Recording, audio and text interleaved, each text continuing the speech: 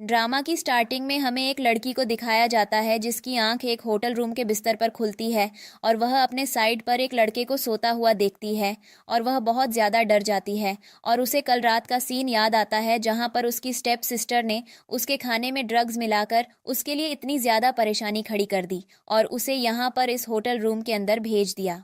जब वह यहाँ पर आई बहुत ज़्यादा नशे में थी, उसे बिल्कुल भी होश नहीं था कि उसके साथ कौन है और तभी वहाँ पर एक आदमी आता है और वह भी नशे में होता है। इनके बीच में क्लोज मोमेंट्स बन जाते हैं और इस लड़की का नाम मोया होता है। यह मैरिज होकर वहाँ से भागने लगती है और जब ये उस होटल रूम से बाहर निकल कर आती है तो देखती है कि बाहर इसका फियांसे इसका इंतज़ार कर रहा है और वहाँ पर उसकी मदर भी खड़ी होती है।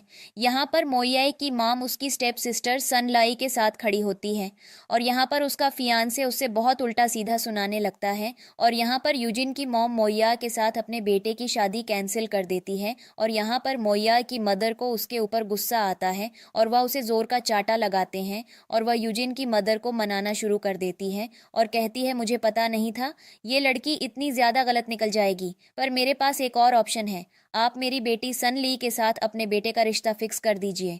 वैसे भी वह आपके बेटे की जितनी एजुकेटेड है और उसके अंदर टैलेंट भी है और इसी के साथ मोइया का उसके बॉयफ्रेंड के साथ यहीं पर रिश्ता खत्म हो जाता है।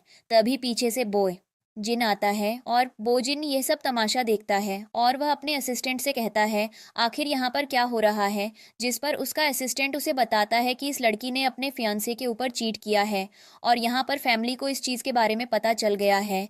बोजिन कहता है मुझे इन सब बातों से फ़र्क नहीं पड़ता और वह अपने असिस्टेंट से कहता है कि जो लड़की कल रात मेरे साथ थी मैंने उसको देख तो नहीं पाया है, पर मैं उसके बॉडी के बारे में सिर्फ एक बात बता सकता हूँ कि उसके बॉडी पर एक मार्क था और जल्दी से पता लगाओ कि उस होटल में कल कितने लोग आए और उनका आइडेंटिटी प्रूफ में किसी भी मार्क की बात की गई है या नहीं। और वह मोइये को इग्नोर करता हुआ वहां से चला जाता है।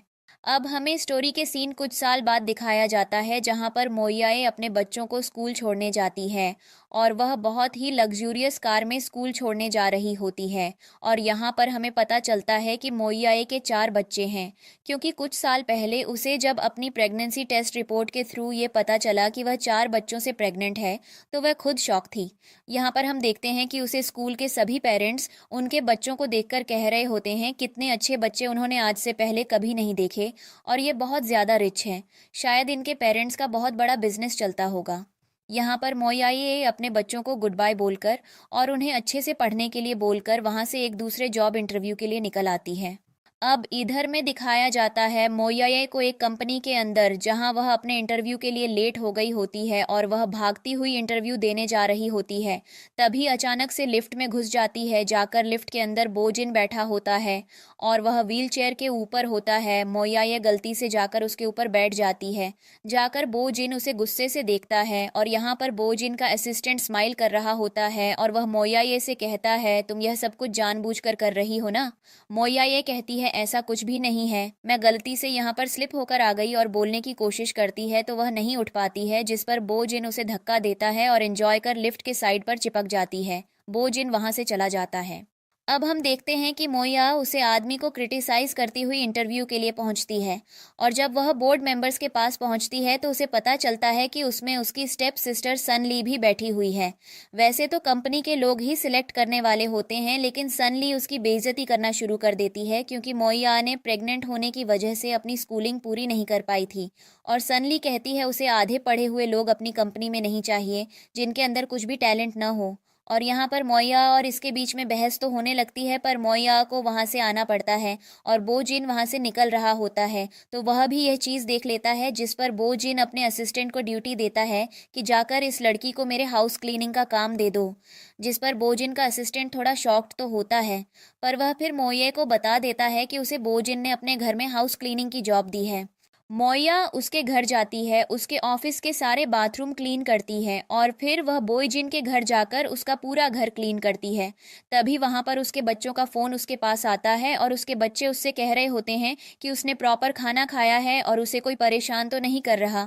तबीयत अचानक से उसके बच्चों की नज़र पीछे रखी फ़ोटो पर पड़ती है, जिस पर वह लोग हैरान होते हैं क्योंकि मोया के बच्चों का चेहरा उस बच्चे से सेम टू सेम मिल रहा होता है, जिस पर मोया को रियलाइज़ होता है कि यह बोए जिन के बचपन की फ़ोटो है और वह अपने बच्चों से बाद में बात करने के लिए बोलती है। अब हमें अगला सीन दिखाया जाता है कि मोया जल्दी से सारा काम खत्म करके अपनी दूसरी जॉब के लिए निकल ही रही होती है कि तभी अचानक से बोजिन की गाड़ी से उसका एक्सीडेंट हो जाता है और बोजिन की गाड़ी पर स्क्रैच पड़ जाता है। मोया घबरा जाती है। वह बोजिन के ड्राइवर को रिश्वत देने की कोशिश करती है, पर बोजिन का ड्राइवर कहता है कि इन सब चीज़ों के बारे में आप बॉस से बात करें।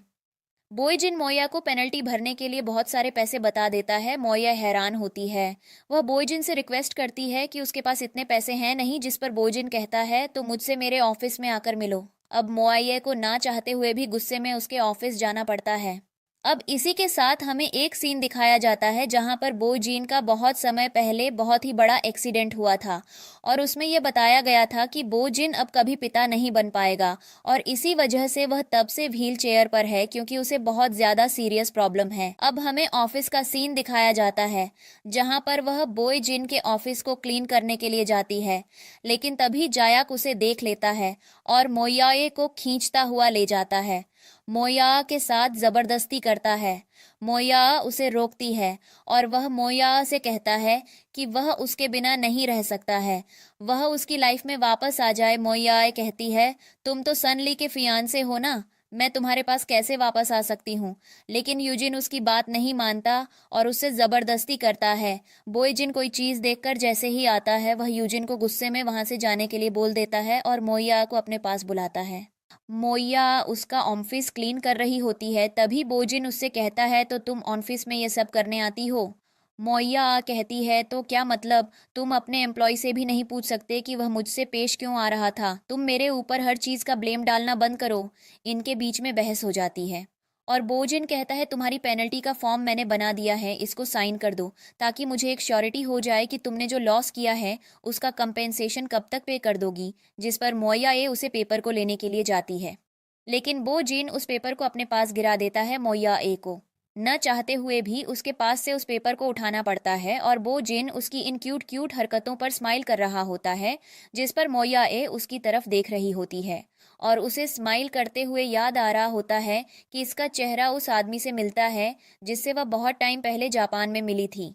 पर फिर वह पेपर उठाकर साइन करना शुरू करती है, लेकिन तभी वहां पर यूजिन आ जाता है। यूजिन बोजिन को अपना प्रोजेक्ट दिखाने के लिए आया होता है, जिस पर बोजिन उसके ऊपर भड़क रहा होता है और कह रहा होता है तुम्हारी इन बेवकूफ़ भरी हरकतों की वजह से कंपनी को बहुत ज़्यादा लॉस हो रहा है। अगर तुमने एक हफ्ते के अंदर उस लॉस को पूरा नहीं किया तो तुम्हारी बुरी हालत कर दूंगा। मैं मोयाए और बोएजीन का असिस्टेंट ये बात सुनकर साथ में हंस रहे होते हैं। यूजिन अपनी बेइज्जती करवाकर वहां से चला जाता है और यहाँ पर बोएजिन को मोयाए बहुत ज़्यादा क्यूट लग रही होती है और वह एकदम से खड़ा हो जाता है। मोया हैरान होती है और कहती है तुम्हारे पैर तो ठीक हैं, फिर तुम इस व्हील चेयर पर क्या करते हो, शायद तुम्हें चलने में प्रॉब्लम होती है, क्या तुम कहीं के शहंशाह हो। तो मैं ऐसा नहीं करना चाहिए। जिस पर बोएजिन उसे अपनी तरफ खींचता है और अपने असिस्टेंट को बाहर जाने के लिए बोलता है और वह जानबूझकर मोया का गलत दबाने लगता है। मोया उसे रोकती है और कहती है तुम्हारा दिमाग खराब हो गया है, तुम ऐसा कैसे कर सकते हो, मैंने तो कुछ नहीं बोला। जिस पर बोजिन उससे कहता है अगर तुमने बाहर किसी को जाकर बताया कि मेरे पैर ठीक हैं तो मैं तुम्हारी बुरी दशा कर दूंगा। तुम्हें यह सब कुछ किसी से डिस्कस करने की ज़रूरत नहीं है। मोया कहती है मैं ऐसा क्यों करूंगी, वैसे भी तुमने मेरे पेनल्टी के पैसे हर एक मोमेंट पर बढ़ा दिया है। जिस पर बोजिन कहता है जल्दी से उन पेपर्स पर साइन करो। मोयाए जैसे ही उन पेपर्स पर साइन करती है उसे पता चलता है कि बोजिन फिर से उसके पैसे बहुत ज़्यादा बढ़ा दिया। उसे गुस्सा तो आता है पर वह चुपचाप से साइन कर लेती है। फिर बोजिन उससे कहता है जाकर मेरे लिए फूल लेकर आओ और एंजॉय कर उसके लिए खाना लाने को तैयार हो जाती है। जिस पर बोएजिन उसे अपने सोशल मीडिया अकाउंट पर भी ऐड करता है और जैसे ही मोयाए जाती है उसके पास उसके बच्चों का कॉल आता है और उसके बच्चे उससे कह रहे होते हैं कि मॉम आपने अच्छे से खाना खाया तो। और बोएजिन उन सब की बातें सुन रहा होता है। पहले तो बोएजिन को लगता है कि मोया की शादी हो चुकी है और उसके बच्चे भी हैं, लेकिन फिर जब वह मोया के बच्चों की बातें सुनता है तो उसे रियलाइज होता है कि वह एक सिंगल मदर है, क्योंकि उसके बच्चे बार बार अपनी मॉम से दूसरी शादी करके उन्हें एक न्यू डैड लाने के लिए बोल रहे होते हैं। बोजिन धीरे धीरे करके मोइए के क्लोज आने लगता है और एक दिन जैसे ही पीछे मुड़ती है तो वह बोजिन के ऊपर गिर जाती है और गलती से इनके दोनों के बीच में किस हो जाता है। मोइए घबरा जाती है और वह खड़ी होती है, लेकिन बोजिन उसे जबरदस्ती किस करने लगता है। मोइया उसे पुश करती है और कहती है, ये तुम क्या कर रहे हो, तुम्हारा दिमाग खराब हो गया है। और बोई जिन को इन सब चीज़ों में मज़ा आ रहा होता है और यहाँ पर उन्हें थोड़े बहुत अपने पास की यादें भी याद आ रही होती हैं जिनके बारे में उन्हें कुछ भी आइडिया नहीं होता है अब। और ये शर्मा कर गुस्से में वहाँ से भाग आती है। और यहाँ पर बोई जिन का असिस्टेंट सोच रहा होता है कि इतने टाइम से बॉस और वह लड़की दोनों अंदर, आखिर इनके बीच हो क्या रहा है। और यहाँ पर मोया जैसे बाहर आती है तो वह बहुत ज़्यादा गुस्से में होती है और कहती है, मैंने आज से पहले इतना घटिया इंसान कभी नहीं देखा जो अपने मन के लिए कुछ भी करने लगता है। जिस पर बोजिन के असिस्टेंट को थोड़ा शक होता है और वह अंदर जाकर चेक करता है। उसे लगता है कि शायद बॉस ने मोया को बहुत ज़्यादा डांट दिया है, लेकिन बोए जिन अंदर स्माइल कर रहा होता है। बोए जिन का असिस्टेंट उससे पूछता है कि आखिर क्या हुआ, आप इतना ज़्यादा स्माइल क्यों कर रहे हैं। जिस पर बोए जिन उसे कुछ भी नहीं बताता और बस स्माइल करता रहता है।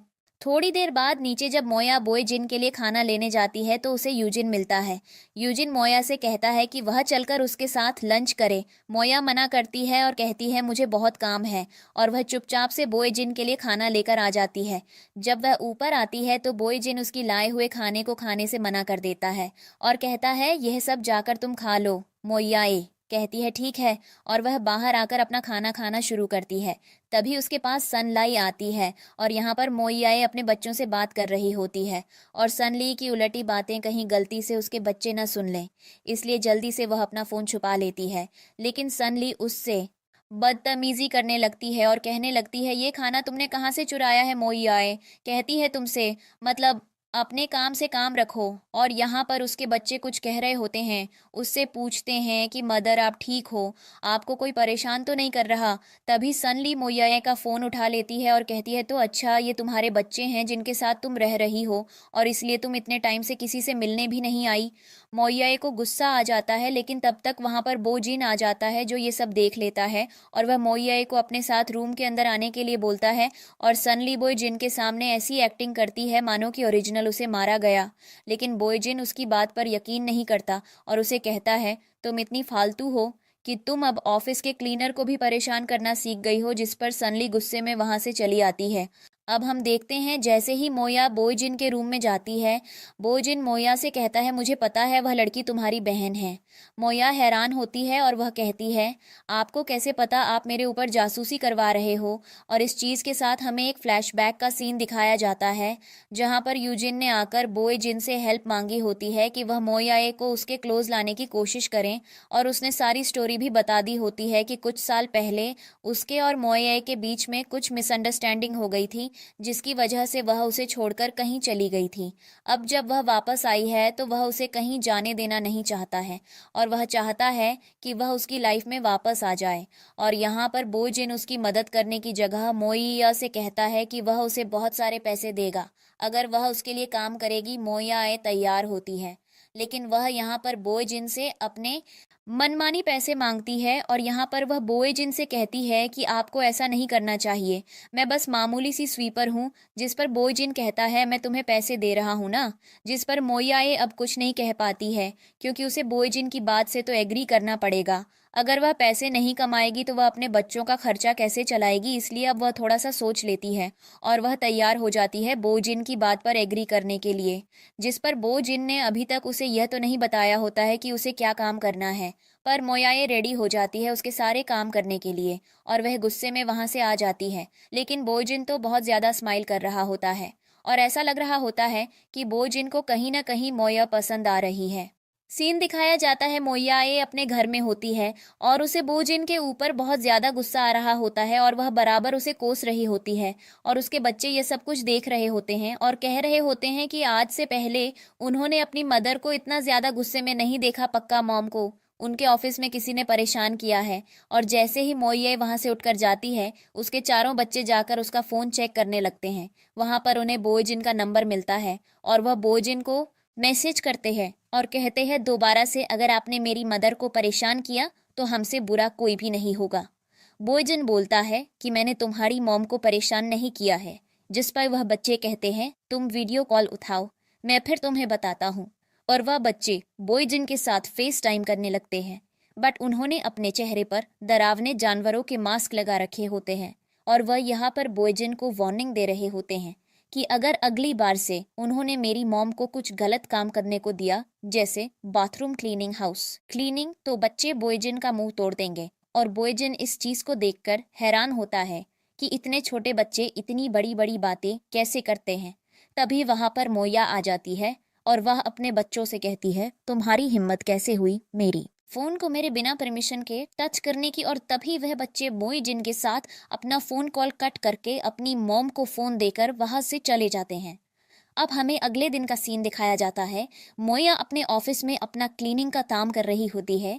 तभी वहां पर उसकी सिस्टर आती है जो उसे डिसरिस्पेक्ट करना शुरू कर देती है। पर मोया को उसकी बातों से कुछ ज्यादा फर्क नहीं पड़ रहा होता है।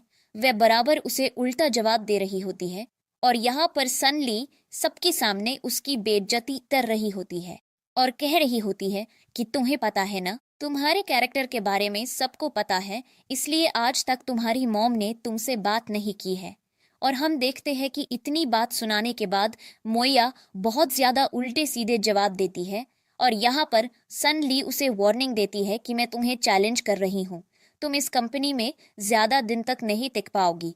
लेकिन तभी वहां पर बोयजिन अपने एक जर्मन के क्लाइंट के साथ आया होता है और सनली यह मौका देखते ही मोया को उस क्लाइंट के ऊपर धकेल देती है और उसके सामने बेइज्जती करने लगती है और कहने लगती है कि देखो तो हमारे कंपनी के हाउस क्लीनर भी इतने ज्यादा डेयरिंग हो गए हैं, वह हमारे इतने रिच क्लाइंट के कपड़े खराब करने के लिए कैसे उनके ऊपर जंप कर रहे हैं।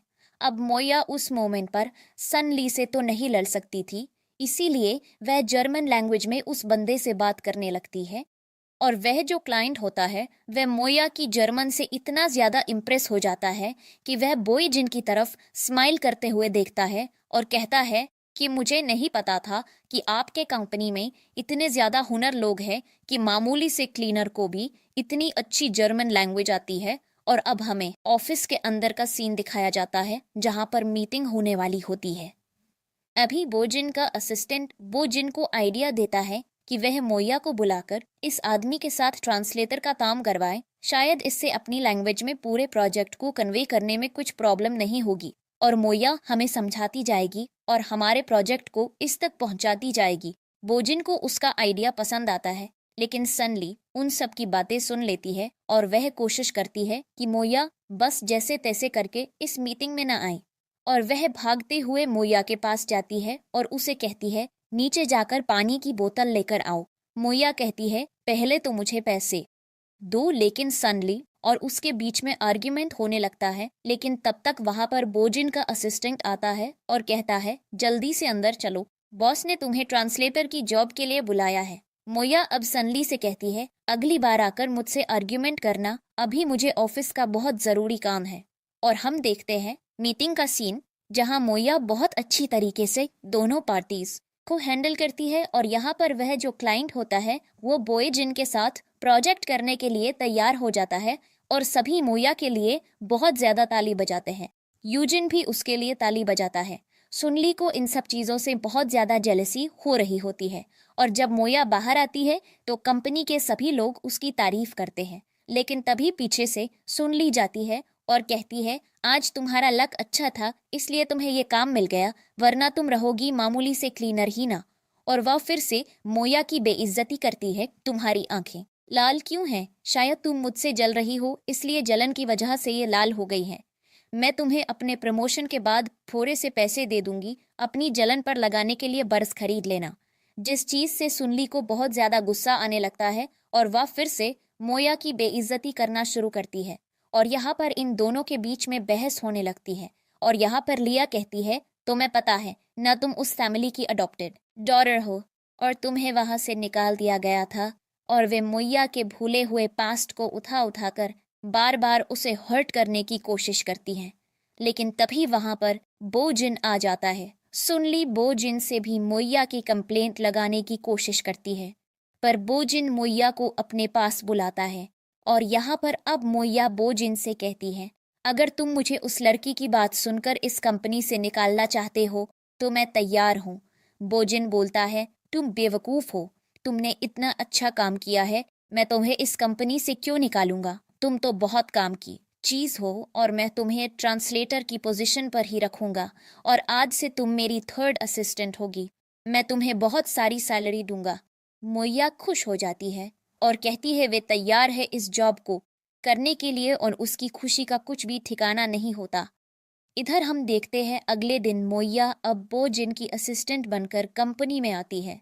सभी उसके लिए तालियां बजाते हैं और उसकी तरक्की के लिए उसको अप्रिशिएट करते हैं। तभी वहां पर लिया आती है। लिया कहती है कैसा लग रहा है भिखारी से राजा बनकर।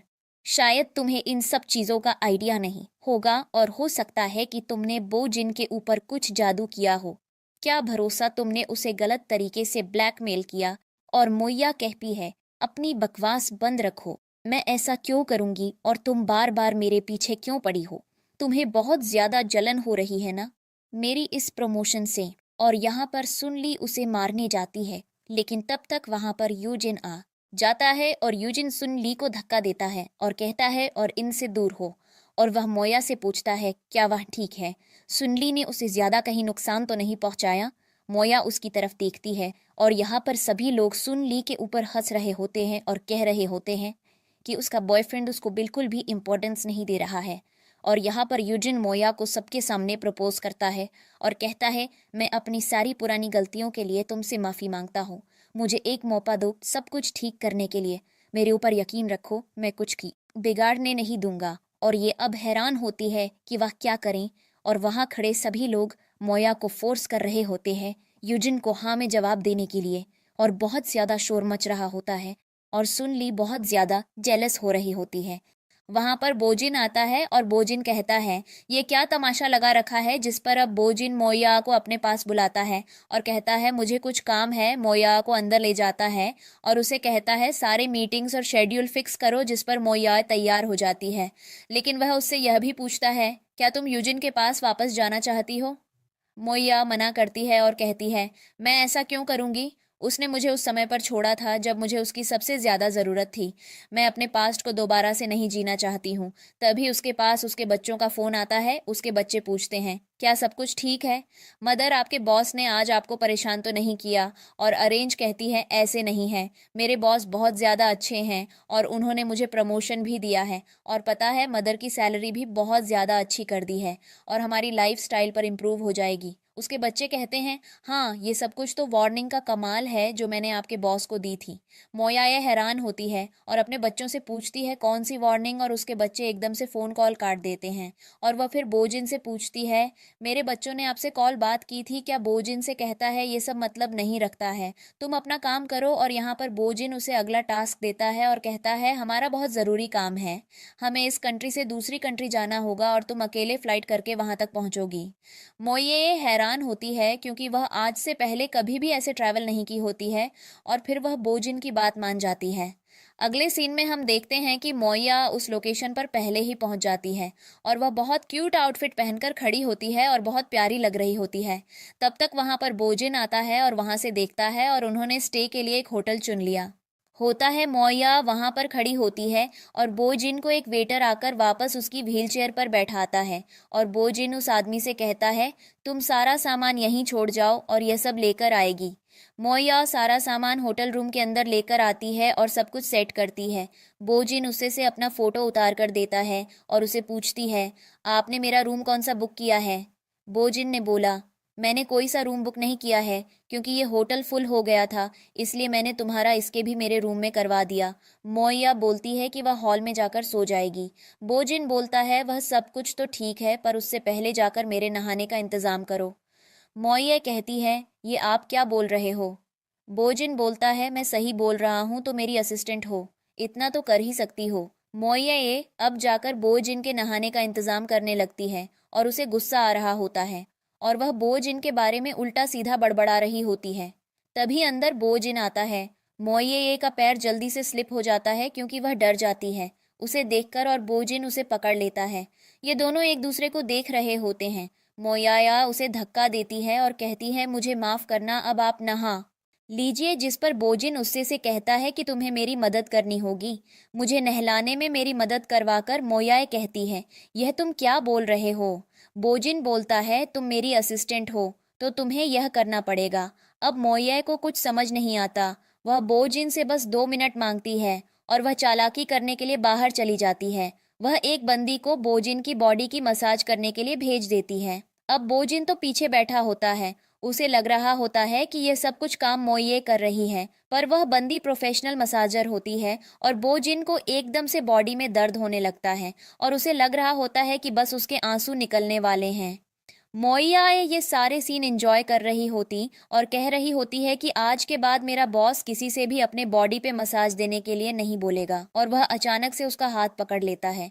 जब वह पीछे की तरफ देखता है तो वहां पर एक ओल्ड लेडी होती है। मोयाया के हंसते हंसते पेट में दर्द होने लगता है। तभी बोजिन पीछे से आता है। मोयाया बोजिन के बारे में उल्टा सीधा बड़बड़ा रही होती है। बोजिन उससे से नॉक करता है, पीछे मुड़ने के लिए बोलता है। मोयाया जैसे ही पीछे मुड़ती है, बोजिन कहता है तुमने ट्रिक तो अच्छी खेली, पर यह हर बार काम नहीं करेगी, और वह मोया को पुश करता है और उसे किस करने लगता है। मोया कहती है ये क्या कर रहे हो, कहीं है मुझ में, मैं इंटरेस्टेड तो नहीं है। वह उसे रोकती है और कहती है आप क्या कर रहे हो, जिस पर बोजिन बोलता है तुम्हें डर लग रहा है ना मुझसे। मोइये कहती है मैं आपसे बात ही नहीं करना चाहती हूँ, और वह गुस्से में वहां से भागकर चली जाती है।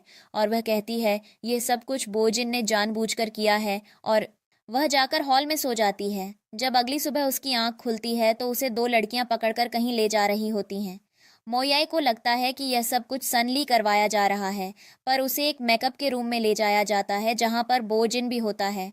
और यहाँ पर बोजिन उसे बताता है कि आज हमारे कंपनी के लिए एक फैशन शो कंपटीशन है, तो तुम्हें मेरी असिस्टेंट बनकर मेरे साथ चलना होगा, पर उसके लिए तुम्हें अपना हुलिया भी सुधारना होगा। और फिर वह लड़कियां मोयाई का मेकअप करती हैं और वह बोजिन से तारीफ कर रही होती हैं कि यह लड़की बहुत ज़्यादा सुंदर है। और उसके बाद अब बारी आती है मोया के आउटफिट चेंज की। अब मोया बार बार सारे आउटफिट्स चेंज करके आती है और इन आउटफिट्स में से एक भी आउटफिट बोजिन को पसंद नहीं आता है। बोजिन बोर हो जाता है और वह कहता है आखिर क्या दिक्कत है, इतने सारे पैसे इन्वेस्ट करने के बाद भी इस लड़की के ऊपर भी एक भी कपड़ा अच्छा नहीं लग रहा है। तभी अचानक से मोयाए एक प्यारी सी ड्रेस पहनकर आती है।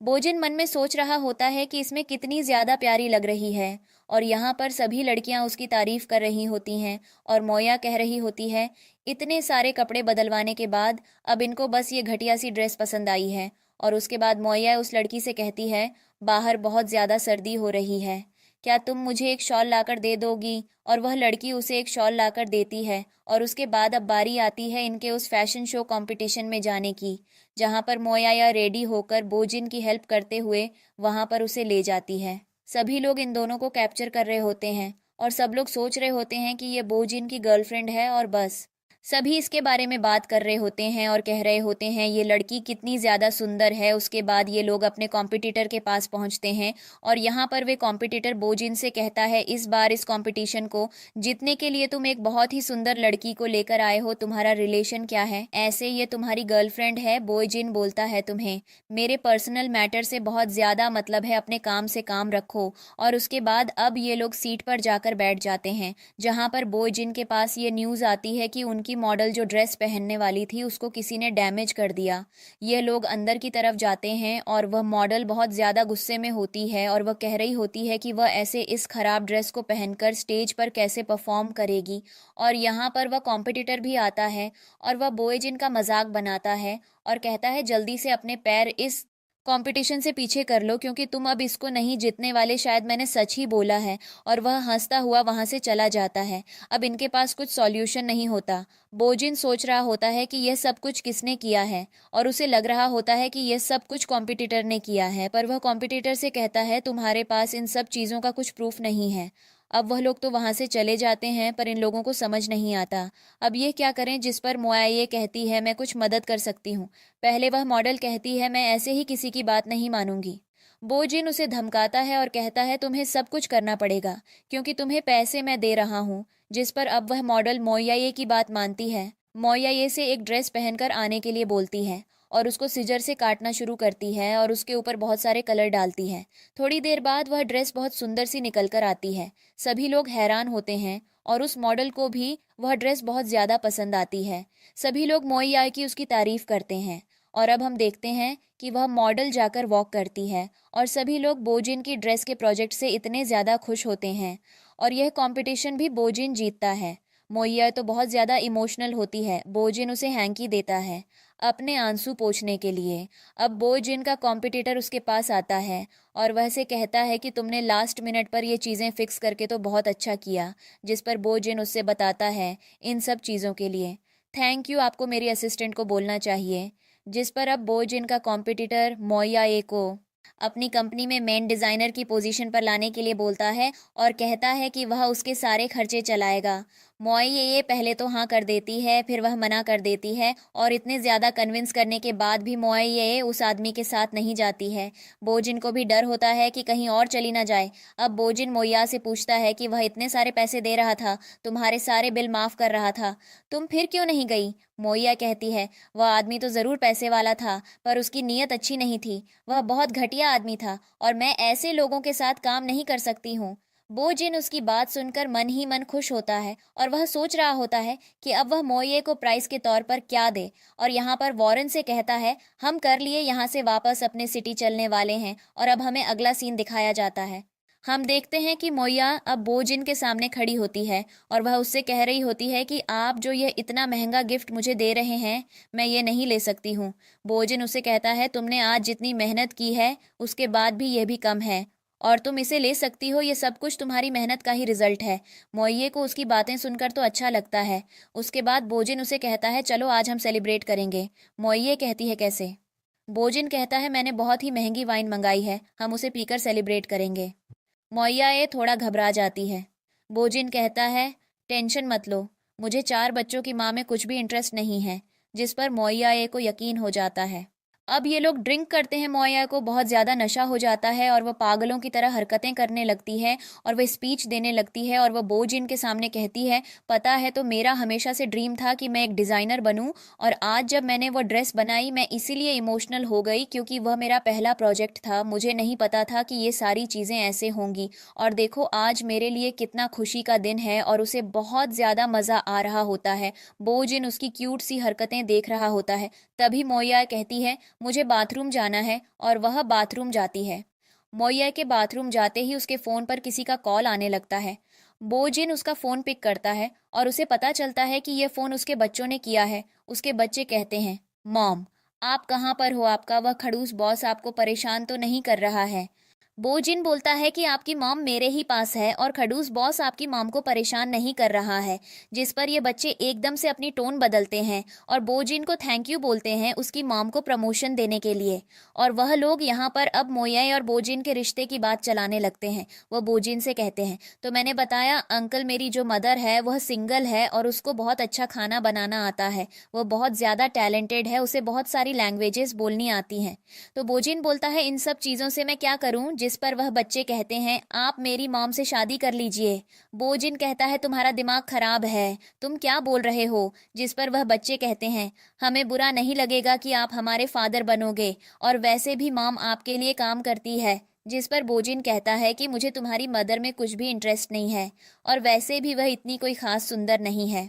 जिस पर उन बच्चों को गुस्सा आ जाता है और वह कहते हैं तुम हमेशा से खड़ूस थे और खड़ूस ही रहोगे और मेरी मॉम को परेशान मत करना वरना मैं आपके ऑफिस आकर आपके सारे स्नैक्स खा जाऊंगा। बो जिन को उनकी बातें सुनकर बहुत हंसी आती है। तब तक वहां पर मोयाए आती है जो अब थोड़ी ठीक होती है, उसे ज़्यादा नशा नहीं होता और बो जिन उसका फ़ोन साइड पर रख देता है। अब यहाँ पर उसने फ़ोन कॉल कट नहीं किया होता है, उसके बच्चे सारी बात सुन रहे होते हैं। अब यहाँ पर बोजिन मोये को परेशान करना शुरू करता है और कहता है तो मेरी असिस्टेंट हो ना, तो तुम्हें सब कुछ करना पड़ेगा, जो भी मैं तुमसे बोलूँगा तुम्हें वह सारे काम करने पड़ेंगे। और बोजिन को उसे परेशान करने में बहुत मज़ा आ रहा होता है। इधर उसके बच्चे कह रहे होते हैं कि एक घटिया अंकल तो मेरी मदर को परेशान करने से पीछे ही नहीं है, मुझे कुछ करना पड़ेगा। और वह बच्चे इतने ज़्यादा जीनियस होते हैं कि वह बोजिन की कंपनी की वेबसाइट हैक कर लेते हैं। बोजिन के पास फ़ोन आता है जिसमें बताया जाता है कि उसकी कंपनी की वेबसाइट हैक हो गई है और इसी बीच मोयाये को उसके फ़ोन से कुछ आवाज़ सुनाई देती है और वह फ़ोन उठाती है और उसे पता चलता है कि ये फ़ोन उसके बच्चों का है और वह अपने बच्चों को बताती है कि नहीं नहीं अंकल परेशान नहीं कर रहे हैं, वह बिल्कुल ठीक हैं और वह चल आएगी, अंकल तो बहुत अच्छे हैं। जिस पर वह बच्चे कहते हैं ठीक है और वह फ़ोन पर ही वार्निंग देते हैं कि अंकल अगर आपने मेरी मदर को परेशान किया ना तो आपको पता है ना मैं आपके साथ क्या करूँगा। और ऐसा बोलकर वह लोग फ़ोन कॉल कट कर देते हैं। इधर बोएजिन को पता चलता है कि उनकी वेबसाइट जो है वह भी ठीक हो गई है। अब बोएजिन धीरे धीरे करके मोएये के क्लोज जाने लगता है। मोएये कहती है, ये तुम क्या कर रहे हो? अब बोएजिन उसके क्लोज जा रहा होता है। मोएये घबरा रही होती है और वह अपने पास में रखी वह बोतल लाकर उसके सिर पर मार देती है। बोजिन घायल हो जाता है। मोइये से कहता है, ये तुमने क्या किया? मोइये कहती है, मुझे प्रोटेक्ट करने के लिए खुद को ये सब करना पड़ा। और तभी बोजिन के सर से खून आने लगता है। अगले सीन में ये लोग डॉक्टर से बोजिन का ट्रीटमेंट करवाते हैं और डॉक्टर बोजिन को कुछ मेडिसिन देता है और वह मेडिसिन लेकर बोजिन वहाँ से आ जाता है। और अब मोइया बोजिन को उसके रूम में छोड़ने जाती है, लेकिन बोजिन उसे वहाँ से ऐसे नहीं जाने देता। वह कहता है, हमारी यह पार्टी अभी तक खत्म नहीं हुई है, और वह उससे ड्रिंक करने के लिए कहता है। मोइये को गुस्सा आता है, वह मना करती है और कहती है कि मुझे नहीं करना, लेकिन बोजिन बोलता है कि तुम पहले ही बहुत ज्यादा ड्रिंक कर चुकी हो और अगर तुम मेरे साथ बैठकर एक दो बार और ड्रिंक कर लोगी तो कुछ हो नहीं जाएगा। अब मोया बहुत ज़्यादा ड्रंक हो जाती है और अब वह पागलों की जैसी हरकतें कर रही होती है और बोजिन बोलता है, ये सब कुछ तुम जानबूझकर कर रहे हो ना। और जब वह यहाँ पर अपना दुख बताना शुरू कर देती है और कहती है, तो मैं पता है, मैं जब अनएम्प्लॉयड थी तो 4 बच्चे पालना मेरे लिए कितना मुश्किल था, और अगर मैं उन्हें गरीबों की तरह उनके स्कूल ले जाती तो मुझे यह नहीं चाहिए था कि मेरे बच्चों को कोई परेशान करे और वह वापस सोफे पर गिर जाती है। बोजिन उसकी तरफ देखता है और कहता है, यह लड़की मुझे ऐसी क्यों महसूस हो रही है जिससे मैं 5 साल पहले जापान में मिला हूँ। मोइया उसे किस कर लेती है। बोजिन कहता है, क्या चाहिए, सब कुछ तुमने जानबूझकर किया। मोइया कहती है, तुम बहुत ज़्यादा क्यूट हो तो मैं क्या करूँ, तुम मेरे उस खड़ूस बॉस से तो बहुत ज़्यादा अच्छे हो। और वह नशे में कुछ भी बड़बड़ा रही होती है और बोजिन उसकी बातें सुन रहा होता है और वह पागलों की तरह हरकतें कर रही होती है और उसके बाद उसे वॉमिट होना शुरू हो जाता है और वह यहाँ पर कुछ भी बोल रही होती है। उसे कुछ भी आइडिया नहीं होता है कि वह ये सब कुछ बोजिन के बारे में ही बोल रही है। अब बोजिन उसे कहता है, चलो तुम अपने बेडरूम में चलो, तुम्हें सोने की ज़रूरत है। मोया कहती है, नहीं तो मेरी बात सुनो, और वह बोजिन को कस के हग कर लेती है। बोजिन बोलता है, ये तुम क्या कर रही हो, जिस पर अब मोयाए कहती है, तो मुझे बेडरूम पर क्यों नहीं लेकर चल रहे हो। और वह फिर से बोजिन के कपड़ों के ऊपर वॉमिट कर देती है। बोजिन कहता है, जब कल तुम्हारी आंख खुलेगी तो तुम बहुत ज्यादा पछताओगी। मोया कहती है, पछतावा तो वह आदमी करेगा, और वह बंदर की तरह बोजिन से चिपकी हुई होती है। बोजिन उसके बेडरूम में उसे छोड़ने आता है। वह उसे अपनी गोदी से उतारने के लिए बोलता है, लेकिन मोया तो उतरने का नाम ही नहीं ले रही होती है और वह उसे उसके बिस्तर पर फेंक देता है। फिर मोया छोटे बच्चों की तरह उसके बिस्तर पर जम जाती है। बोजिन उसकी वीडियो बना लेता है ताकि वह कल उसे दिखा सके और यह यकीन कर सके कि यह सब कुछ हरकतें उसने ही की हैं। फिर उसके बाद वह मोयाए को सोने के लिए बोलता है, लेकिन मोयाए उसे अपने पास बुलाती है और उसका हाथ पकड़कर अभी भी बैठी होती है और वह बोएजिन को नहीं छोड़ रही होती। और बोएजिन कहता है कि जब भी मैं इस लड़की के पास आता हूँ, मुझे मेरे पास की याद आ जाती है जिसको भूलकर मैं जी रहा हूँ, क्योंकि जिस लड़की से 5 साल पहले मैं मिला था उससे मैं आज तक नहीं मिल पाया हूँ और मुझे नहीं पता वह कहाँ है, और हमने उसे ढूंढने की भी कोशिश की और उसे लगता है कि मोइये ही वह लड़की है, क्योंकि उसे बस इतना याद होता है कि उस लड़की की बैक पर एक निशान है और वह मोइये के पीछे देखने की कोशिश करता है, लेकिन उसे खुद से इतना ज़्यादा शर्मिंदगी और गिल्ट महसूस होता है कि वह यह चीज़ नहीं कर पाता है और वह मोइये को सोता हुआ छोड़कर वहाँ से चला जाता है। अगली सुबह का सीन दिखाया जाता है। मोइये की आंख खुलती है और वह हैरान होती है क्योंकि उसके शरीर पर एक भी कपड़ा नहीं होता है और वह चिल्लाने लगती है। बोजिन आता है उसके पास और कहता है, क्या हुआ। मोइये कहती है, मेरे सारे कपड़े कहाँ गए और मेरे कपड़े किसने चेंज किए। जिस पर बोजिन बोलता है, तो क्या लगता है कि यह सब मैं करूँगा। मोइये कहती है, तुमने मेरा फ़ायदा उठाने की कोशिश की। बोजिन कहता है, अपनी बकवास बंद रखो, ये सब कुछ यहाँ के नौकरों ने किया है। तुमने वॉमिट करके सारे कपड़े गंदे कर लिए थे और इसलिए उन कपड़ों को चेंज करवाने की ज़रूरत पड़ी, वरना होटल वालों का सारा बिस्तर खराब हो जाता। मोइया कहती है, अगर तुमने कुछ भी मेरे साथ किया होगा ना, तो मैं तुम्हारा सर फाड़ दूंगी। बोजिन बोलता है, बकवास बंद रखो, जल्दी से तैयार हो जाओ, हमारी एक और मीटिंग है, और वह वहां से चला आता है। थोड़ी देर बाद जब वह रेडी होकर उसके पास आता है तो वह देखता है कि मोइये को बहुत ज़्यादा पेन हो रहा है और वह उठ भी नहीं पा रही है। बोजिन उससे पूछता है, तो क्या हुआ। मोइये कहती है, मुझे बहुत ज़्यादा पेट में दर्द हो रहा है।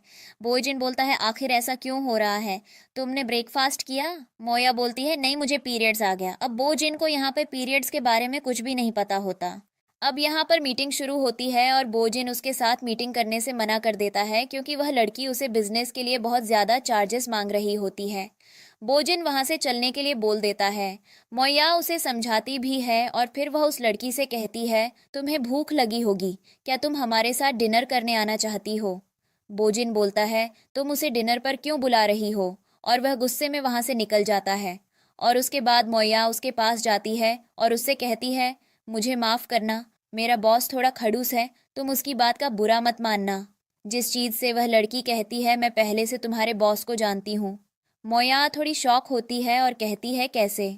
जिस पर वह उसे बताती है कि वह और बोजिन सेम कॉलेज में थे और यहाँ पर उस लड़की ने बोजिन को प्रपोज भी किया था उसकी बॉयफ्रेंड बनने के लिए, जिसको सुनकर मोया को इंटरेस्ट आता है और वह कहती है, फिर क्या हुआ? जिस पर वह कहती है, क्या ही होगा, जैसे अभी रिजेक्ट किया है वैसे ही उसने मुझे फिर से रिजेक्ट कर दिया था। यह बात सुनकर उस लड़की के लिए मोया को बुरा लगता है और कहती है, मुझे पता था वह ऐसे ही कर रही है, इसीलिए तुम्हें टेंशन लेने की ज़रूरत नहीं है। लेकिन मोया कहती है, आप मेरे बारे में गलत मत सोचना। मैंने अभी बोजिन का ऑफिस ज्वाइन किया है, मैं बहुत टाइम से उसके साथ नहीं हूँ और हमारे बीच ऐसा कुछ रिलेशन नहीं है। पर उस लड़की को तो पता होता है कि बोजिन इस लड़की से प्यार करने लगा है और यहाँ पर वह मोया को समझाती है कि बोजिन बहुत कम लोगों के साथ इतना ज़्यादा घुल मिल के बात करता है और तुम उनमें से एक हो, टाइम स्पेंड करता है। फिर उसके बाद मोया वापस बोजिन के पास आती है। बोजिन के पास कॉल आया होता है कि वह लड़की उसके साथ बिजनेस डील करने के लिए तैयार हो गई है और बोजिन मोया से कहता है, तुमने उसको कैसे कन्विंस किया? मोया कहती है, ऐसा तो मैंने उससे कुछ बोला भी नहीं, बस हमने थोड़ी देर फ्रेंड बनकर बातें की थी। पर वह सब कुछ नहीं बताती है और वह बोजिन से कहती है कि अब तो मुझे इन सब चीज़ों के थोड़े से तो पैसे दोगे ना। जिस पर बोजिन उसके पास बहुत सारे पैसे ट्रांसफ़र कर देता है और वह मोया से कहता है, अगर तुमने मुझे छोड़कर जाकर किसी और की कंपनी को ज्वाइन करने की कोशिश की तो तुम्हारे साथ बहुत बुरा होगा। मोया कहती है, मैं ऐसा क्यों करूंगी, और वह बाहर चली जाती है क्योंकि बोजिन की एक और बिजनेस मीटिंग होती है। मोया बाहर उस दूसरे बंदे के गार्ड्स के साथ खड़ी होती है और तभी अंदर से कुछ आवाज़ आती है। मोया और वो गार्ड्स अंदर भागते हुए जाते हैं। मोया बोजिन की तरफ देखती है और उससे पूछती है कि अब ठीक है? बोजिन बोलता है, वह ठीक है। मोया वहां से ले जाने लगती है जिस पर उस बंदे के गार्ड्स उन्हें रोक लेते हैं और वह बंदा उनसे कहता है, इन्हें जाने दो। अब ये लोग बाहर आ जाते हैं। अब मोया सोच रही होती है कि आखिर ऐसा क्या हुआ जो अंदर से इतनी जोर चिल्लाने की आवाज़ आई, जिस पर हमें फ्लैशबैक का सीन दिखाया जाता है और हमें पता चलता है कि वह बंदा बोजिन के साथ बिजनेस करने के लिए तो तैयार था, पर उसके बदले में वह बोजिन की असिस्टेंट को अपने पास रखना चाहता था और इसलिए बोजिन ने अपने पैरों पर खड़े होकर उसके सिर पर कप मार दिया और उसे इंजर्ड कर दिया। और अब ये लोग एक लव गार्डन की तरफ होते हैं जहां पर बहुत सारे कपल्स एक दूसरे को किस कर रहे होते हैं। मोया बोजिन से कहती है, लगता है हम गलत जगह पर आ गए, हमें जल्दी यहाँ से चलना होगा। जिस पर बोजिन कहता है, तुम 4 बच्चों की माँ हो और तुम ऐसे कपल्स को देखकर अभी भी शर्म आती है। मोया कहती है, अपनी बकवास बंद रखो और चलो। जिस पर बोजिन उसका हाथ अपनी तरफ खींच लेता है और वहां उसे किस करने लगता है। मोया उसे रोकती है और कहती है, ये क्या तमाशा लगा रखा है। लेकिन तभी वह देखती है कि पीछे से बहुत सारे गार्ड्स आ गए हैं और वह बोजिन को लेकर भागना शुरू करती है। यह भागते भागते एक सीक्रेट एरिया में पहुंच जाते हैं और वहां जाकर अंदर छुप जाते हैं और वह गार्ड से ना ढूंढते ढूंढते वहां भी आ जाते हैं, जिस पर यह एक दूसरे को किस करना शुरू कर देते हैं ताकि उन्हें शक ना हो। फिर वह गार्ड्स वहां से चले जाते हैं। मोया बोजिन को धक्का देती है और कहती है, ये क्या तमाशा लगा रखा है, कम से कम मेरी तरफ थोड़ी तो रिस्पेक्ट दिखाओ। जिस पर बोजिन बोलता है, तुम क्या बोल रही हो, और वह मोया को अपनी तरफ खींचता है और उसे किस करने लगता है। मोया को गुस्सा आता है और उसे धक्का देती है और वहां से चली जाती है। फिर यह लोग अब वापस से अपने होटल रूम पर पहुंचते हैं जहां पर बोजिन उससे कहता है, तुम्हारी बहुत बकवास हो गई, और वह इसका सारा सामान लेकर उसे अपने रूम से बाहर निकलवा देता है। जब मोया गुस्से में वहां से जाती है, उसे रियलाइज होता है कि उसका फोन उसके पास नहीं है और अब उसे ना चाहते हुए भी बोजिन के पास दोबारा अपना फोन लेने जाना पड़ेगा। वह बोजिन के दरवाजे पर जाकर नॉक करती है। बोजिन ड्रिंक करने वाला होता है और वह बोजिन से कहती है उसका फ़ोन दे दे। फिर थोड़ी देर बाद मोया को रियलाइज़ होता है कि उसके कपड़े भी अंदर ही रह गए हैं। अब बोजिन से अपने कपड़े लेने के लिए दोबारा से दरवाज़ा नॉक करती है। बोजिन बोलता है, शायद तुम अकेले सोना नहीं चाहती हो, चलो अंदर आ जाओ, और उसका हाथ टाइट से खींच लेता है। मोया उसे रोकती है पर वह उसे ज़बरदस्ती किस करने लगता है। अब सीन पर मोया को बहुत ज्यादा गुस्सा आता है और वह बोजिन से कहती है, तुम्हारे पास पैसे हैं तो तुम कुछ भी करोगे बोजिन। उससे बोलता है, मैं तुम्हें बहुत सारे पैसे दूंगा, बस तुम एक रात मेरे साथ स्पेंड कर लो। मोया को गुस्सा आता है, वह उसे अपने पैर से मारती है और कहती है, मुझे पैसों की जरूरत है, पर मैं पैसे ऐसे तो नहीं कमाना चाहती हूँ। और वह गुस्से में वहां से चली जाती है। उसके बाद बोजिन के पास उसके असिस्टेंट का कॉल आता है, जो उसे बताता है कि उनके बारे में बहुत सारे ट्यूमर्स सोशल मीडिया पर चल रहे हैं। बोजिन न्यूज़ चेक करता है और वह कहता है कि पता करो ये सब किसने फैलाया है। इधर हमें दिखाया जाता है मोया को, जो बेडरूम में बैठी बैठी उन्हीं सब चीज़ों के बारे में सोच रही होती है। तभी उसके पास यूजिन का कॉल आता है। यूजिन उसे बताता है कि जब से वह फैशन कंपटीशन हुआ है तब से मोया तुम्हारा डिमांड मार्केट में बढ़ गई है और वैसे ही डिजाइनिंग ड्रेसेस के मिलियन में ऑर्डर आए हैं। तुम क्या कहना चाहती हो? मोया कहती है कि अपनी बकवास बंद रखो, और तुम्हें क्या लगता है कि तुम ऐसे बकवास करोगे तो मैं तुम्हारी बातों में आ जाऊंगी। जिस पर वह यूजिन को फोन काट कर वहां से जाने के लिए बोलती है और कहती है, मुझे नींद आ रही है, मुझे तुम्हारी फालतू की चिचापर सुनने में कोई इंटरेस्ट नहीं है। जिस पर यूजिन उससे कहता है, जरा न्यूज़ तो चेक करो, जिस आदमी के पीछे तुम घूम रही हो उस आदमी के बारे में सोशल मीडिया पर क्या चल रहा है। मोया कहती है, मुझे सब पता है, और वह फोन काट देती है। फिर उसको अचानक से यह होता है कि भाई बोएजिन के बारे में सोशल मीडिया पर क्या चल रहा है, और वह चुपके से अपना फोन उठाती है और ऐसे एक्सक्यूज देती है खुद को कि मैं चेक कर सकती हूँ, हो सकता है किसी ने मेरे बारे में कुछ गलत पोस्ट किया हो। और वह जब चेक करती है तो उसे पता चलता है कि कुछ लोग ऐसा पोर्ट्रे कर रहे हैं जैसे कि बोएजिन की शादी किसी और से होने वाली है।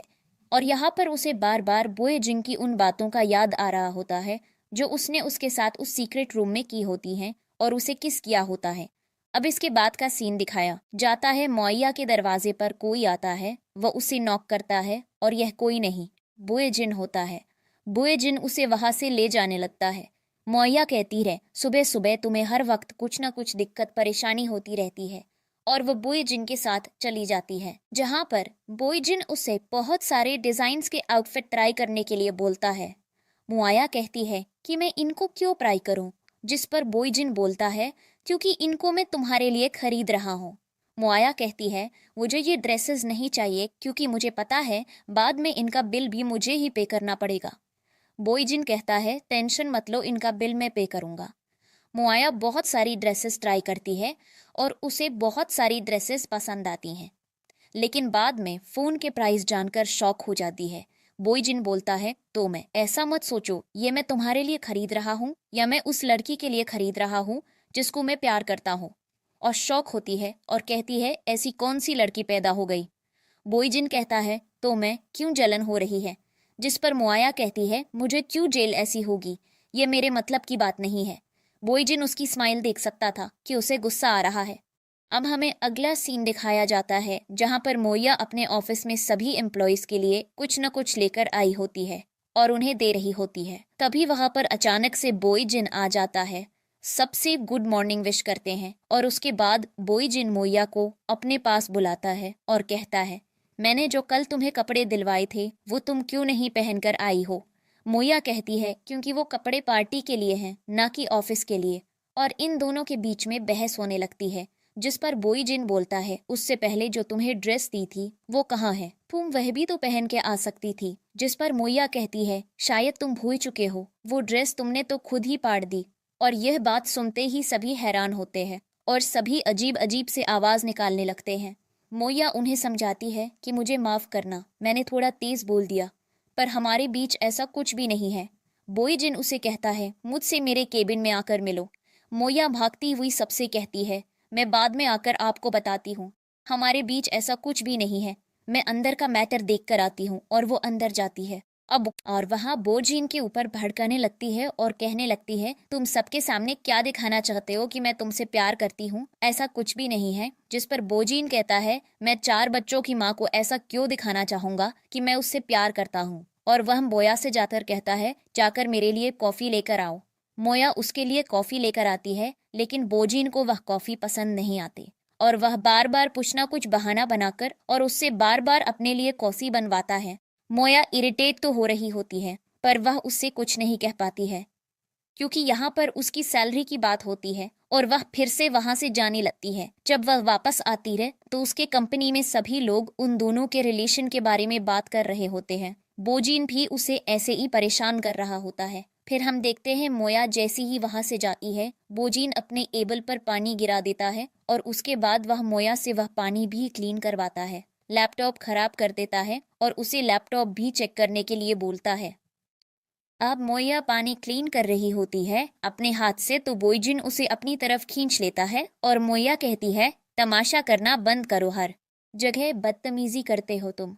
और उसके बाद बोजिन कहता है, ये जो मेरा कोट है उसको ड्राई क्लीनिंग के लिए देकर आओ। मोया वहां से जाने लगती है और जब मोया बाहर से जाती है तो बोजिन उसे फिर अपने पास बुलाता है और उसे कहता है, मैं तुम्हें आज कहीं बाहर ले जाने वाला हूँ, मुझे थोड़ा सामान खरीदना है। और वह मोया को एक ज्वेलरी शॉप पर ले जाता है और वहां पर रखी हर एक ज्वेलरी को अपने ऊपर ट्राई करने के लिए कहता है। मोया को यहाँ पर डर होता है कि अगर बोजिन ने उसे इतनी एक्सपेंसिव चीजें दिलवाई तो वह सारे पैसे उसकी सैलरी से काटेगा और वह इन सब चीजों के बारे में बोजिन से पहले ही बात कर लेती है कि उसकी सैलरी में से एक भी पैसा नहीं काटा जाएगा। जिस पर बोजिन उसे कहता है, हाँ तुम टेंशन मत लो, ऐसा कुछ भी नहीं होगा। और वह बहुत सारी ज्वेलरी इसको सिलेक्ट करवाता है और उनको ले लेता है। और यहाँ पर वह मोया को बताता है कि ये सब ज्वेलरी मैं उस लड़की के लिए ले रहा हूँ जिससे मैं प्यार करता हूँ। और इनको बुरा लगता है पर वह बोजिन के सामने कुछ भी ऐसा प्रकट नहीं करती है और चुपचाप से अपने घर चली आती है। जब वो घर चली आती है तो वो लैपटॉप पर कुछ काम कर रही होती है और ये सोच सोच कर इमोशनल हो रही होती है कि बोजिन को उससे ज्यादा किसी और में इंटरेस्ट है और वो बस रो रही होती है और अपने आंसू पोंछती है।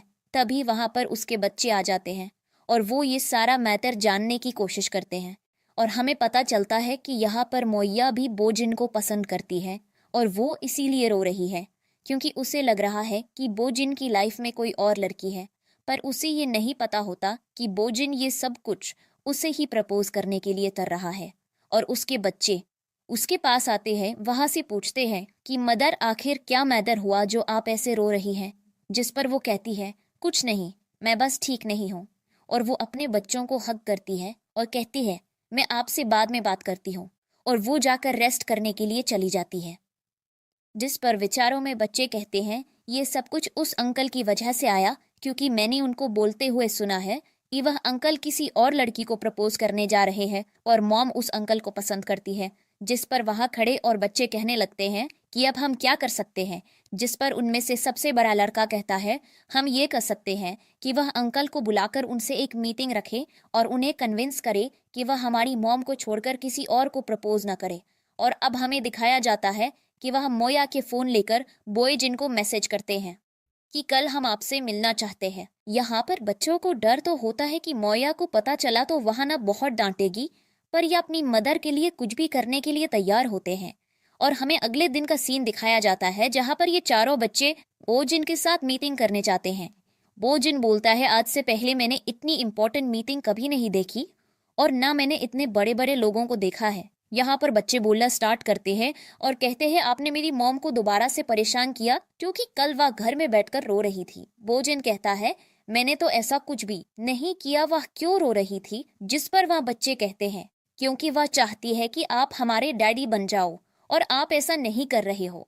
जिस पर बोजिन कहता है, क्या आप बकवास कर रहे हो, मैंने जैसा क्या किया है, मैं ऐसा कैसे तुम्हारी मदद से शादी कर लूं। जिस पर वह बच्चे कहते हैं कि आप ये क्या बोल रहे हो, हमारी मॉम तो बहुत सुंदर है, क्या आपको वह पसंद नहीं है। जिस पर बोजिन कहता है, तुम इन सब चीजों में मत पड़ो। जिस पर वह बच्ची की बात सुनकर उसे मारने लगते हैं और उसके साथ हाथापाई करने लगते हैं। तभी उनमें से एक बच्ची नीचे गिर जाती है और उसे इंजरी हो जाती है। अगला सीन हॉस्पिटल का दिखाया जाता है जहाँ पर सभी बच्चे बोजिन के साथ मिलकर उस बच्चे की मेडिकल रिपोर्ट का इंतजार करते हैं, जहाँ पर पता चलता है उस बच्ची के शरीर से ब्लड लॉस बहुत ज्यादा हो गया है और उसे अभी ब्लड की जरूरत है। बोजिन डॉक्टर से कहता है उसका ब्लड टाइप क्या है, जिस पर डॉक्टर से ब्लड टाइप बताता है और बोजिन और उस बच्चे का ब्लड टाइप सेम निकलता है और ये जाकर उस बच्चे के लिए अपना ब्लड सैंपल देता है। थोड़ी देर बाद डॉक्टर बोजिन के पास आता है जो बहुत ज्यादा गुस्से में होता है और कहता है कि तुम्हें खुद नहीं पता तुम्हारे इतने सारे बच्चे हैं। बोजिन हैरान होता है और वह उसे बच्ची की डीएनए रिपोर्ट दिखाता है, जिस पर बोजिन को पता चलता है कि यह चारों बच्चे उसी के हैं। और उसे यह भी पता चलता है कि उस रात जो लड़की उसके साथ थी वह कोई और नहीं, वह मोया थी। अब तक वहां पर मोया आ जाती है। मोया बोजिन को एक थप्पड़ मार देती है और कहती है, पहले तो तुम मुझे परेशान करते थे, अब तुमने मेरे बच्चों को भी मारना सिखा दिया है। आज के बाद मुझे अपनी शक्ल मत दिखाना। और वह बोइजिन की एक भी बात नहीं सुनती है और उसे गुस्से में वहां से भगा देती है और वह रोना शुरू कर देती है। बोइजिन वहां से जाने लगता है, ये जानकर कि मोया अभी बहुत ज़्यादा इमोशनल है और उसे थोड़ा टाइम चाहिए ठीक होने के लिए। और वह अपने फ़ोन पर अपने किसी बंदे को कॉल करता है और कहता है, इस ब्लड टाइप के सारे ब्लड इस हॉस्पिटल में भेज दो और कुछ भी कमी नहीं होनी चाहिए, सारे बिल तय कर दो। थोड़ी देर बाद डॉक्टर मोया के पास आते हैं और वह मोया से कहते हैं कि आपकी बेटी अब ठीक है और आपके सारे बिल बोइजिन ने पे कर दिए हैं, आप जाकर उससे मिल सकती हो। मोया खुश होती है कि चलो उस भले आदमी ने एक काम तो अच्छा किया। पीछे से बोइजिन उसकी स्माइल करते हुए चेहरे को देख रहा होता है और उसके बाद मोया अंदर जाती है। मोया अपनी बेटी से कहती है, वह ठीक है ना, उसे अच्छा तो महसूस हो रहा है। उसकी बेटी कहती है, मगर आप अंकल को मत डांटना, इन सब में उनकी गलती नहीं थी। मैंने उनके साथ बदतमीजी करने की कोशिश की और मैं अपने आप गिर गई और यह मेरी चोट खुद से लगी है। जिस पर मोया को लगता है कि उसकी बेटी झूठ बोल रही है और वह उसे कहती है, तुम रेस्ट करो। यहाँ पर उसके बच्चे कहते हैं, आपको पता है वह अंकल हमारे रियल फादर हैं। जिस पर मोया को लगता है कि बच्चे मजाक कर रहे हैं और वह कहती है, उन बच्चों से बेटा सिर्फ आपकी मदर है, आपका कोई भी फादर नहीं है। और वैसे भी मैंने डिसाइड कर लिया है कि मैं इस जॉब को छोड़कर कुछ और काम ज्वाइन करूंगी। जिस पर वह बच्चे मोया से रिक्वेस्ट करते हैं हाँ कि वह ऐसा न करें, पर मोया कहती है, जिस जगह पर तुम लोग सेव नहीं हो मैं उस जगह पर कैसे रह सकती हूँ। और ऐसा बोलकर अब हमें अगले दिन कंपनी का सीन दिखाया जाता है, जहां पर और इंच मोया बोइजिन के पास जाती है और उसके मुंह पर रिजाइन करने वाला लेटर फेंक मारती है। बोइजिन कहता है, ऐसा क्यों कर रही हो। मोया कहती है, यहाँ तक तो ठीक था कि तुम मुझे बहुत ज्यादा टॉर्चर करते थे, परेशान करते थे, अब तुमने मेरे बच्चे के साथ यह गलत हरकत करने का सोच लिया है। मैं ये सब नहीं बर्दाश्त कर सकती हूँ और इसलिए मैंने डिसाइड किया कि मैं इस कंपनी को छोड़ दूंगी। बोइजिन बोलता है, वह बच्चे सिर्फ तुम्हारे नहीं हैं, वह मेरे भी बच्चे हैं। मोया कहती है, अब तुमने मुझे रोकने का नया बहाना ढूंढ लिया, यह बहाना काम नहीं करेगा। जिस पर बोइजिन कहता है कि तुम खुद यकीन करो, मेरे बचपन की फोटो तुम्हारे बच्चों से कैसे मिलेगी। मोया कहती है, मुझे कुछ भी बकवास नहीं सुननी और मैं तुम्हारी फालतू की बातों में इंटरेस्टेड नहीं हूँ। और वह वहां से जाने लगती है और बोइजिन के ऊपर भड़कती है। और जब वह गेट के पास पहुंचती है तो वह इमोशनल हो जाती है और कहती है कि उसके पास बस एक ही ऑप्शन है कि वह अपने बच्चों को अकेले ही पाल पोस कर बड़ा करे। उनके नसीब में फादर का प्यार नहीं है और उसको फर्क भी नहीं पड़ता कि वह बोइजिन के साथ कभी हो या ना हो, लेकिन बोइजिन है उसे उसकी शादी तक रुकने के लिए बोला होता है। बात का सीन दिखाया जाता है, मोया अब बोजिन के प्रपोजल के लिए पूरी तैयारी कर रही होती है और वह बोजिन से सारी डिटेल्स ले रही होती है।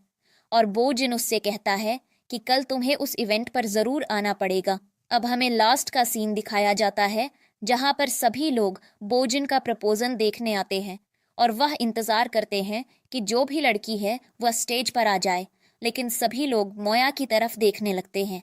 मोया कहती है, तुम सब मेरी तरफ क्यों देख रहे हो, वह लड़की मैं नहीं हूँ। बोजिन धीरे धीरे करके मोया के पास आता है और पीछे से उसके बच्चे भी आ जाते हैं, जो उसके लिए बहुत सारे टेडी बियर्स और गिफ्ट लाए होते हैं। और वह यहाँ पर बोजिन को अपने फादर कैसे बुलाते हैं। मोया समझाती है कि वह तुम्हारा फादर नहीं है, ऐसे मत बोलो। जिस पर बोजिन सबके सामने आता है। मोया से कहता है, मैंने सच बोला था, ये बच्चे मेरे ही हैं। और मोया को डीएनए रिपोर्ट दिखाता है। मोया कहती है, तुम एक मामूली सी लड़की से शादी क्यों करोगे। जिस पर बोजिन बोलता है, तुम अब मामूली नहीं रही, मैंने अपनी सारी प्रॉपर्टी और पैसा तुम्हारे नाम कर दिया है। और इसके साथ अब बोजिन मोया को प्रपोज करता है और वह सबके सामने उसे हक करती है। और इसी के साथ इस ड्रामा की हैप्पी एंडिंग हो जाती है।